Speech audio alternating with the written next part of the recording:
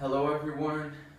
Today we're gonna be talking about human trafficking, and I thought this topic would be good for you guys because since some of you deal with young kids, and we know that in the teenage years some trouble with pornography comes up, and this has a lot to do with the porn industry, and it is very good just to show these kids like the reality of what they're doing. And also, uh, I am a fighter of human trafficking. I support two organizations financially, so my heart was burdened for those people. So I'm just gonna be informing you guys and talking a little bit about what it is and what happens. First, we're gonna take a look of what it is, and simply is modern slavery. Is slavery in our day, and what they do is two different ways of trafficking or exploiting people is through sex and labor. They take people by force and force them into sex exploits to make money and or forced labor. We're gonna look at some numbers just to see how big this really is. And we can see here that 21 million people are current victims of human trafficking.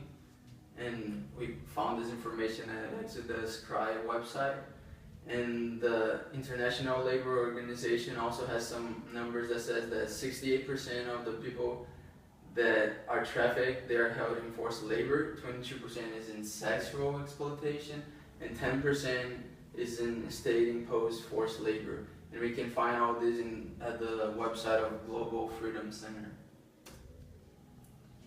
At least 15,000 people are trafficked into the U.S. annually. So this sometimes is closer to our homes than we really think.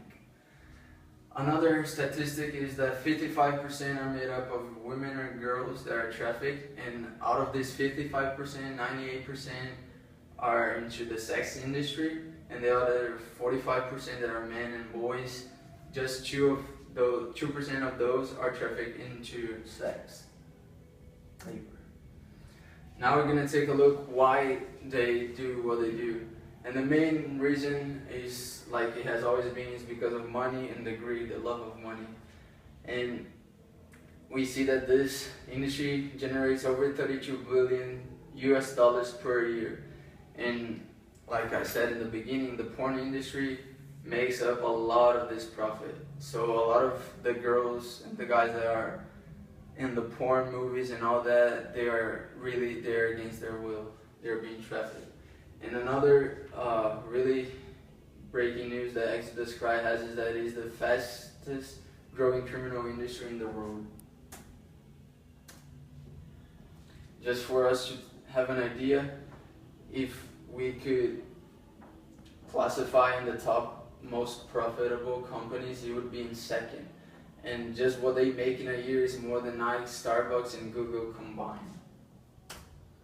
Now we're gonna take a look at how they do, how do they traffic people, and I just put some of the main ways that they do. Most of it is job promises.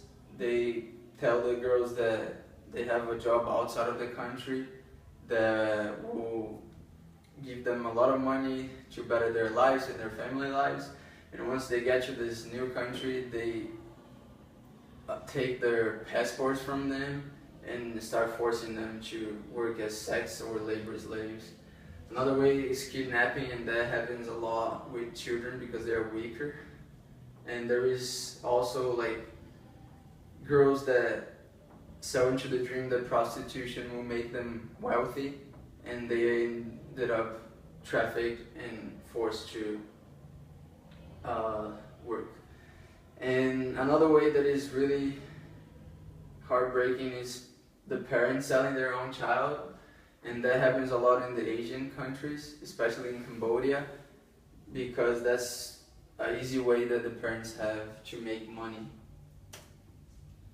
Now we're gonna take a look at what is being done about it, the people that are fighting, like you guys saw in some of the information that lies. Exodus Cry is a company that fights against the A21 campaign, the Global Freedom Center.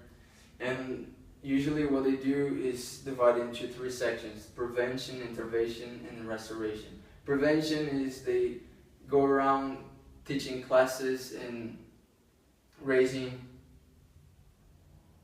awareness just on how to behave to avoid being kidnapped, for children for example, or for the girls not to sell into this false dream. The intervention is the people that are fighting the front line, and those are the ones that capture the traffickers, the ones that free the girls that are actually being trapped.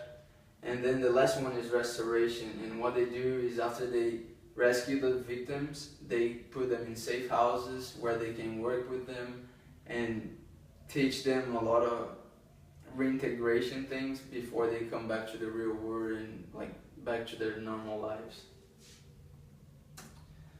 And I just wanted to end that even though all this is happening, there is still hope. And now that you guys know about it, you guys can make other people aware, and you guys can protect yourselves and your families. And now that you guys know, you guys can do whatever you want with the information I just gave you, but the only thing that you guys cannot do is say that you didn't know about it. Thank you very much.